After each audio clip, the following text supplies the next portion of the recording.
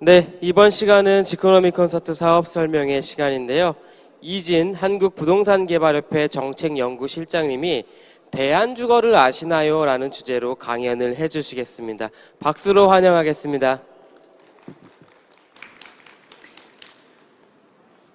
네, 안녕하십니까. 방금 소개받은 한국부동산개발협회 정책연구실장 이진입니다. 인사드리겠습니다. 어제와 오늘 부동산 업계에서 정말 굉장히 내공이 깊으신 분들께서 투자나 시장 전망 등 유익한 정보에 대해서 많이 말씀을 해주고 계십니다. 그래서 저도 굉장히 즐겁게 많은 것을 배우고 있는데요. 그래서 저는 그분들과는 좀 다르게 개념적인 관점에서 이 대안주거라는 주제를 준비해봤습니다.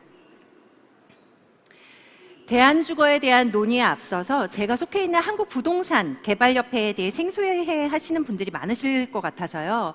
간단하게 저희 협회와 디벨로퍼에 대해서 간략하게 또 소개를 드리도록 하겠습니다.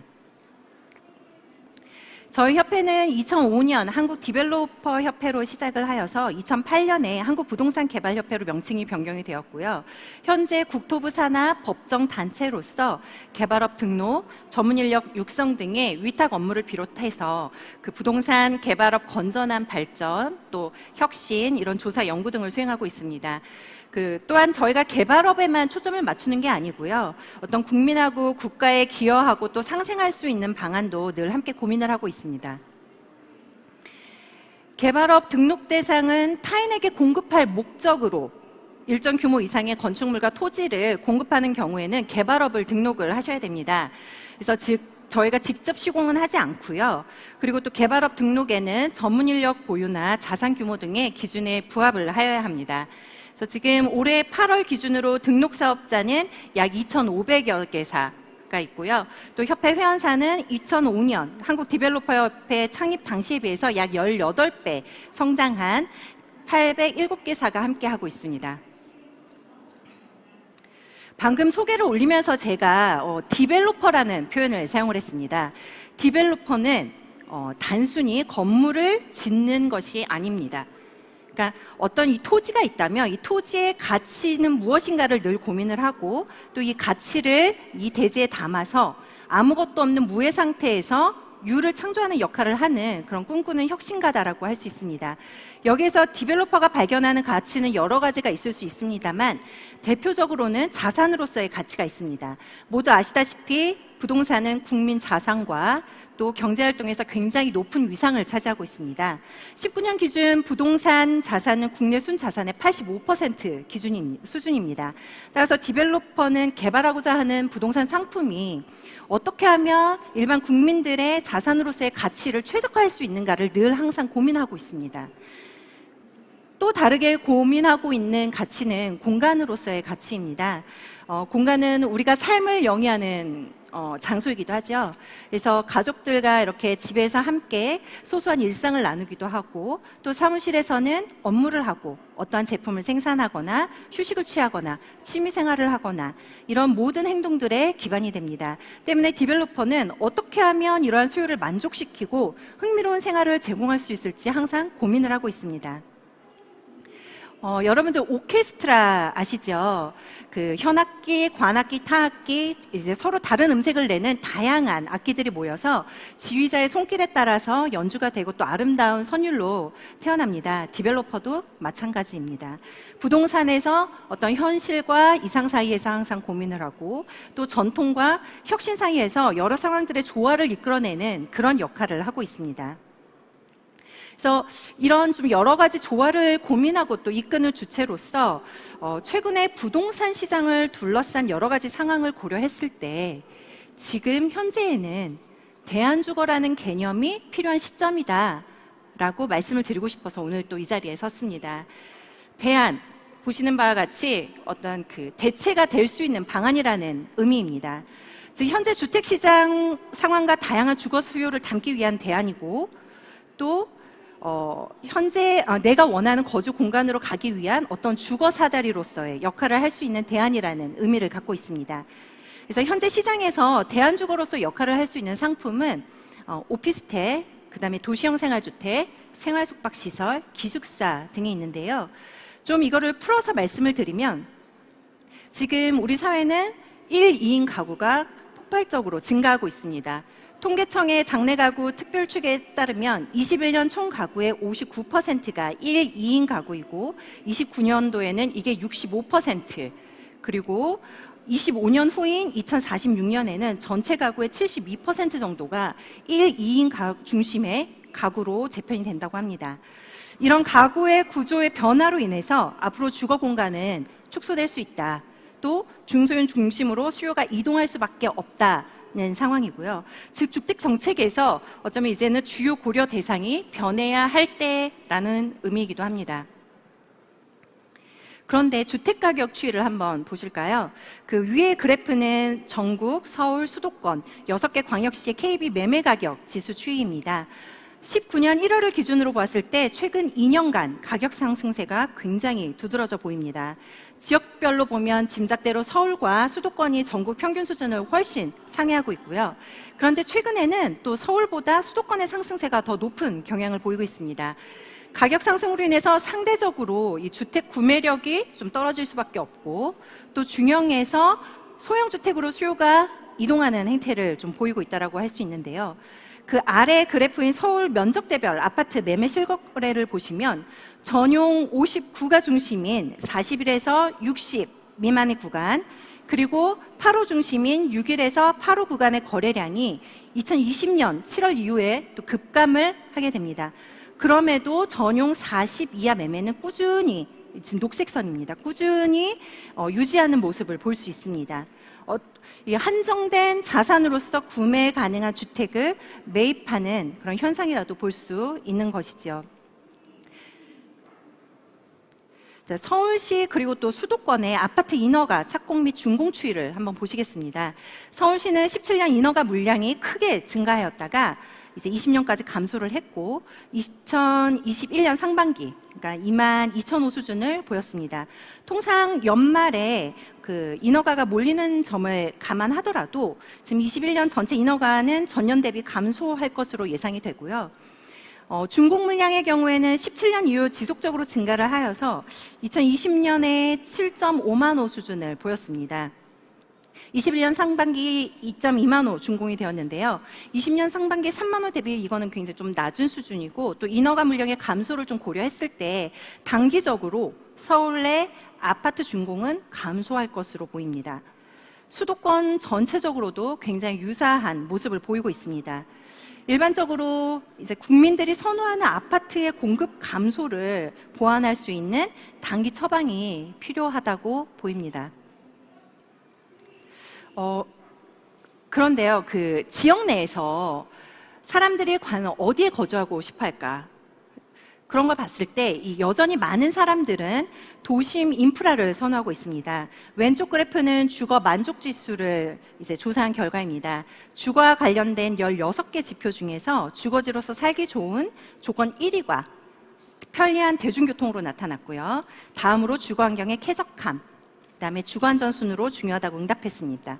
오른쪽 그래프는 통계청에서 조사한 내용입니다. 집 구할 때 선호하는 입지 조건이 무엇인지 조사를 한 건데요. 첫 번째는 지하철역이 가까운 역세권, 두 번째는 공원이 가까운 공세권, 그리고 세 번째로는 쇼핑몰이 가까운 몰세권 순으로 나타났습니다. 두 조사 결과의 공통점은 많은 사람들이 여전히 인프라가 집중된 지역을 선호하고 있다는 것입니다. 이를 좀 다르게 해석을 해보면 주거지로서 도심의 가치가 여전히 건재하다, 그리고 수요가 많다라고 볼 수 있고, 또 이러한 수요를 위해서 도심 인프라가 풍부한 지역의 공급이 역시 계속 이루어져야 된다라고 할 수 있습니다. 앞서 말씀드린 어떤 가구 구조의 변화, 그리고 주택시장의 변화, 또 여전한 주거지로서의 도심 선호 현상, 이런 거 외에 우리 일상의 환경이 많이 변화했고 또 지금도 변화하고 있음을 느끼고 계시죠. 그러니까 코비드-19 이후에 집에 머무는 시간이 굉장히 많아졌습니다. 그래서 집이 단순히 휴식 공간으로서의 역할이 아니라 업무나 여가 등의 이제 다양한 기능에 대한 수요가 생겨졌고, 또 이러한 역할을 품을 수 있는 보다 넓은 주거 공간의 수요가 증가하게 되었습니다. 여기에 이제 4차 산업 시대의 기술 혁신이 함께 이루어지면서 일상생활에 많은 변화가 같이 맞물리게 됐는데요. 비대면 업무 문화가 확산되면서 오피스 수요나 리테일에 대한 수요가 감소하게 되었고요. 일례로 보면은 지금 혹시 보셨을지 모르겠는데 이번에 지코노미에 참석한 프롭테크 포럼은 공식적으로 사무실을 얼마 전에 이제 철수를 했다고 합니다. 다 철수를 하고 모두 메타버스로 출근을 한다고 하고요. 또 프롭테크 업체인 직방의 경우에도 최근에 거점 오피스만을 남겨두고 직원들이 메타버스로 출근을 하고 있습니다.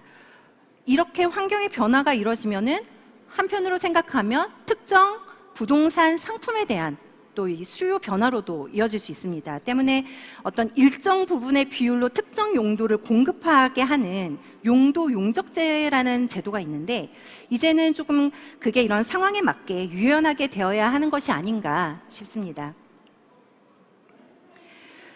네, 지금까지 말씀드렸던 어떻게 우리를 둘러싼 이런 환경의 변화, 그리고 또 주택시장 변화, 공간 수요의 다양화, 일련의 이런 변화들로 인해서 파생되는 다양한 주거 수요를 과연 현재 주택법에서 규정하고 있는 주택이 그 개념을 담을 수 있는가라고 생각을 혹시 하십니까?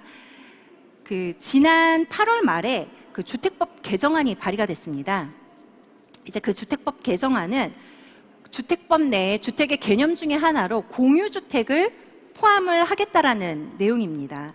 그래서 이거는 기존 주택 개념이 이제는 확장이 필요하다라는 의미인 거겠죠. 그래서 대한주거라는 개념도 이제는 우리가 좀 면밀히 살펴보고 주거로서의 순기능은 인정할 것은 인정하고 또 부족한 부분은 같이 보완해 가면서 나아가야 한다고 생각합니다. 일반적으로 주택 공급은 그 도시 지역에서 재건축, 재개발과 같은 도시 정비 사업을 또 비도시 지역에서는 택지 개발을 통해서 이루어지고 있습니다. 하지만 택지 개발은 대규모 협의 매수나 수용, 보상 이런 절차가 필요하기 때문에 단시간에 공급을 하는 것은 어렵습니다. 그리고 또한 도시 정비 사업도 굉장히 절차가 까다롭고요. 좀 길고 시작을 하려고 해도 노후도 등을 측정해야 되고 또 지구 지정 요건들을 충족을 시켜야 되기 때문에 또 가끔은 조합원 간의 갈등으로 인해서 사업 지연도 있기 때문에 빠르게 공급하지 못하는 것이 현실입니다.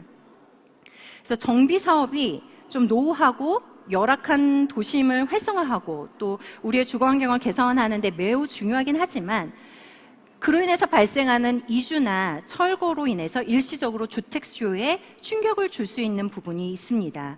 그래서 도시 장비 사업이 어떤 면의 개념에서 지역을 변화시키면은 이로 인해서 나타날 수 있는 일련의 주거 불안의 문제를 대한주거라는 점을 찍어서 그 주변에서 조금 흡수를 해주고 그리고 이제 정부가 추진하고자 하는 소규모 주택 정비와 함께 어떤 여러 가지 문제들을 완충시킬 수 있는 방향으로 가야 되지 않나 생각을 하고 있습니다.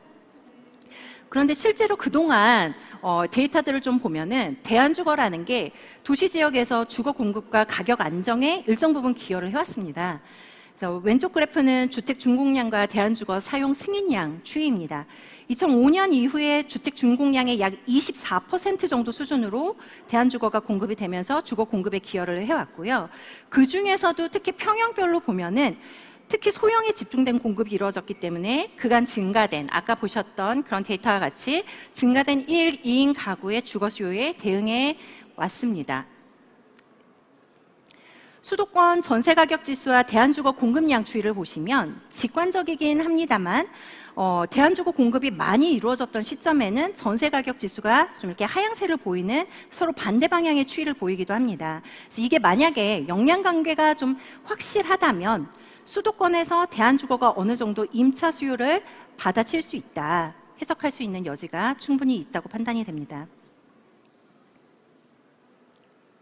네, 여러분 이제 제가 영상을 하나 준비해 왔는데요. 이것은 캐나다 밴쿠버 콘도, 그러니까 우리나라의 아파트 형태와 비슷한 거죠. 콘도 가격 추이를 롤러코스터로 속도와 상승 하락폭을 재현한 영상입니다. 그래서 지금 보시면은 이제 70년대에 올랐다가 다시 또 하락하고 이렇게 오르락 내리락 콘도 가격이 오르락 내리락 반복을 하면서 2008년 이제 글로벌 금융위기 이후에 이제 이따 보시겠지만 급속히 하향하고 또 다시 오르고 그러니까 지속적으로 이 상승과 하락을 반복을 하고 있습니다. 이걸 보시면서 한번 우리나라를 생각을 해보십시오. 여러분 이런 열차에 탑승을 하셨나요? 보유하고 계신 주택이 있으신가요? 그러니까는 탑승을 하셨다면 어떤 열차에 탑승을 하셨나요? 그러니까 만약 탑승을 하셨다면 지금은 굉장히 빠른 속도로 올라가고 있는 열차겠죠. 그런데 저는 의문을 하나 던지고 싶습니다. 과연 모든 분들이 이런 열차에 탑승을 하셨나요? 굉장히 지금 청년주택 문제나 여러 가지 문제들이 많이 있습니다. 우리가 일생을 살아가게 되면서 하게 되는 주택 수요는 이론적으로 보면 싱글이었을 때는 이렇게 방 한 칸, 그리고 소형의 주거를 사용하게 되고, 결혼을 하게 되면 그보다는 조금 더 넓은 집, 그리고 아이가 생기면은 또 조금 더 면적을 넓혀서 이동을 하게 됩니다. 그리고 아이들이 장성을 하면 그 아이들은 다시 독립을 해서 소형의 주거로 이주를 하고, 노인 부부는 점유 면적을 조금 더 감소하는 방향으로 이동을 하게 됩니다. 이게 가장 이상적인, 이론적이지만 가장 이상적인 그런 주거 소비인데, 그런데 너무 안타깝게도 지금 저희가 직면한 이 현실은 이런 자연스러운 흐름을 전혀 따라가지 못하는 게 또 현실이죠. 어떤 내가 원하는 거주 공간으로 가기에는 너무나 멀고 또 험난한 사다리를 올라야 하는 게 현실입니다. 한 칸을 오르기가 마치 뱁새가 황새를 쫓아가듯이 다리가 찢어질 수도 있고, 또 이제 올라가다가 어떤 외부적인 요인, 대출 규제나 여러 가지 자신의 어떤 소득이 감소한다던가 등등의 어떤 여러 가지 외부적인 요인으로 인해서 이 사다리 중에 일부가 부서져서 다시 밑으로 내려올 수도 있는 겁니다. 그렇다 본다면 여러분들이 조금 더 원하는 곳으로 가기 위한 발판으로서 이런 대안주거라는 개념을 한번 생각해 보시고 또 활용을 해보시면 어떠신지 싶습니다. 예를 들어서 원룸이나 다가구 노후주택, 소형호실을 살던 사회초년생이 이제 직장 생활을 하면서 오피스텔이나 도시형 생활주택에서 이제 거주를 하는 겁니다. 또는 신혼부부들도 이제 청약을 기다리거나, 지금 현재 정부가 그 사전 청약 제도를 지금 운영을 하고 있죠. 근데 사전 청약정에 그러면 어디에서 거주를 하다가 그 아파트를 다시 입주를 하느냐? 그러면은 대안주거에 한번 살아보시는 건 어떠실지요? 그래서 여러 연령대별 이런 다양한 주거 수요에 대해서 주거 사다리로서 대안주거가 일정 정도 좀 역할을 할 수 있다고 봅니다. 물론 이제 여러 가지 제도적인 측면에서 보완이 필요합니다. 일례로 이제 오피스텔입니다. 최근에 한 3, 4인 가구도 원한다면 오피스텔에서 도심의 좋은 인프라를 향유하면서 생활할 수 있도록 기존의 전용 8, 5까지만 허용하던 바닥 난방 면적을 120까지 확대를 했습니다. 어제 어느 연사분께서 이거에 대해서 좀 부정적인 의견을 피력을 하신 걸 들었는데요. 근데 제가 앞서 설명드린 바와 같이 지금 현재는 단기 주택 공급이 굉장히 힘든 상황이다라는 것은 분명한 현실입니다. 그래서 그런 측면에서 봤을 때 이런 부분은 공급자 측면뿐만 아니라 어떤 실수요자 입장에서도 굉장히 긍정적인 변화라고 판단이 됩니다. 다만 오피스텔은 아직 발코니를 낼 수가 없습니다. 확장을 해서 완전히 아파트처럼 좀 사용될까 하는 그런 우려 때문에 이제 이 부분은 설치는 가능하도록 열어두되 확장은 못하도록 좀 막으면, 그렇게 되면 해결될 수 있는 문제가 아닌가 좀 싶고요. 도시형 생활주택은 지난 9월 15일 그 공급 개선 방안에서 기존에 허용되었던 전용 50 면적을 60까지 허용을 하고, 또 공간 구성도 기존에 2개였던 것에서 4개까지 허용하겠다고 했습니다. 이게 연내 법 개정이 이루어져서 이제 바로 시행을 하겠다는 것인데요. 일전에 지금 보시는 이 왼쪽의 도면은 일전에 서울 시내에서 분양했던 그 모 도시형 생활주택이 있었습니다. 그거의 평면도인데요. 50 스퀘어미터 이하입니다. 전용 4.2. 그렇죠? 그러면은 공간 구성은 1+1, 총 2개까지 이제 가능합니다. 그런데 지금 이 평면을 보시면 그렇게 보이시나요? 그렇게 안 보이시죠? 그래서 저도 이 물건을 되게 유심히 봤었던 사람 중에 한 명이어서 이제 여쭤봤습니다. 방이 문이 없네요? 라고 여쭤보니, 그거 나중에 입주하시고요. 필요하시면 다시면 됩니다. 이렇게 말씀을 하시더라고요. 지금 이 상품은 굉장히 성황리에 이제 왕판이 되었습니다. 그렇다면 그런데 왜 이게 편법인데 왜 이런 편법이 있었던 걸까요? 그러니까 그건 이 지역에 그래도 원룸형이 아닌 조금 더 공간 구성이 많은 그런 주거 수요가 있었던 겁니다. 그렇다면 좀 거꾸로 생각을 한번 해보겠습니다. 이러한 주거 수요를 담는 제도 완화가 진즉 있었더라면 이런 편법이 있었을까요? 없었겠지요. 그러니까 이것은 공급자도 편법이지만 결국 수분양자가 문을 닫고 생활하면 그것 또한 편법이 될 수밖에 없는 구조였던 겁니다. 그래서 정부가 공급자와 국민을 편법을 하는 그런 주체로 만들 필요는 없다. 그런 관점에서 보면 이번 규제 완화는 여러 가지 우려하시는 목소리도 있지만 긍정적인 의미도 분명히 있다라고 말씀을 드리고 싶습니다. 그다음 생활 숙박시설입니다. 최근에 굉장히 핫 이슈죠. 최근에 청약 과열, 그다음에 청약금 환불 지연 사태 등으로 인해서 생활 숙박시설에 대해서 규제를 해야 된다. 주거용으로 사용 불가다. 이런 취지로 이제 생숙을 아예 분양 가는 건축물에서 빼버리자. 이런 이제 법안 발의도 지금 현재 되어 있는 상황입니다. 그런데 사실 이 문제는 시장 관점에서 보면 굉장히 심플하게 해결되는 문제입니다. 정부가 도심 내 경영이 어려워지는 호텔을 공공지원을 통해서 주거시설로 용도 변경을 하고 이미 청년주택으로 공급을 했습니다. 생숙도 호텔과 같은 범위 내, 숙박시설 범위 내에 있는 물건입니다. 근데 이미 호텔은 주거로 변모 중인데 왜 생숙은 안 되나? 라는 어떤 형평성 측면에서 본다면 좀 의문을 가져봐야 되지 않을까라는 생각이 들고, 그리고 특정 생숙 물건의 어떤 청약 과열 현상은 이렇게 생각해 보면 되지 않을까. 위치가 너무 좋으니 단기 거주라도 수요가 풍부하다는 반증이 아닐까? 아니면 아파트 시장의 규제가 너무 심하니까 갈 곳을 잃은 투자자들이 몰린 것은 아닐까? 그렇다면 이것은 분양을 제외하는 게 아니라 그에 맞는 처방을 내려야 하는 것이 맞다고 보고요.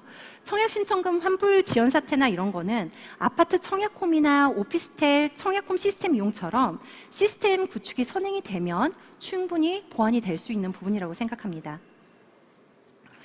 네, 제가 조금 전에 좀 마지막에 예를 들면서 세세한 부분까지도 이제 말씀을 드렸는데요. 이 외에도 사실 굉장히 드리고 싶은 말씀이 많습니다. 세금 규제나 대출 규제, 그다음에 주택수 산입의 문제, 이런 실수요자와 투자자의 입장에서 함께 풀어야 할 부분들이 굉장히 많이 있습니다만 오늘 좀 대의적으로 드리고 싶었던 말씀의 이 핵심은 이겁니다.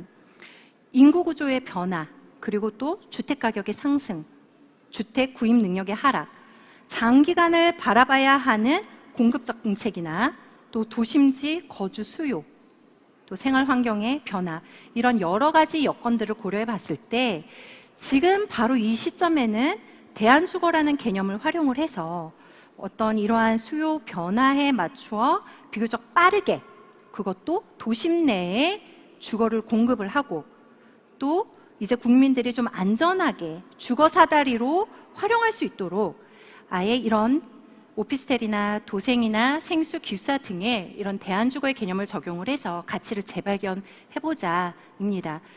그래서 대안주거가 대체품이 아니라 이제 원하는 주거지로 이동하는 데 있어서 잠시 기다리며 편히 보낼 수 있는 공간이 될 수 있도록, 그리고 마지막으로 궁극적으로는 클테, 편안할 안, 정말 제반이 편안한 그런 주거지가 될 수 있도록 여러분들께서도 그 가치를 다시 한번 좀 살펴봐 주시고, 보완이 필요할 부분은 함께 보완을 하고 또 시장에서 잘 돌아갈 수 있도록 함께 해주시면 감사하겠습니다. 그래서 저희 협회도 이제 업계만을 생각하는 게 아니라 어떤 시대 변화에 부응하고 또 다양한 주거 수요를 만족시키고 국민의 마음을 이해하고 눈높이에 맞추어서 공간의 가치를 높이고 행복한 국토를 만드는 데 기여하기 위해서 업계와 또 여러분들과 함께 노력을 하겠습니다. 저희 유튜브 채널 코다TV 구독해 주시면 저희의 이런 행보와 또 함께 하실 수 있으실 겁니다. 경청해 주셔서 감사합니다.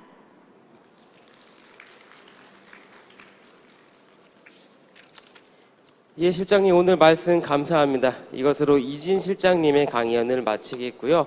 저희는 잠시 휴식을 한 다음에 12시 15분부터 홍춘욱 리치고 인베스트 대표님의 내년 경제와 부동산 시장 전망을 들어보겠습니다.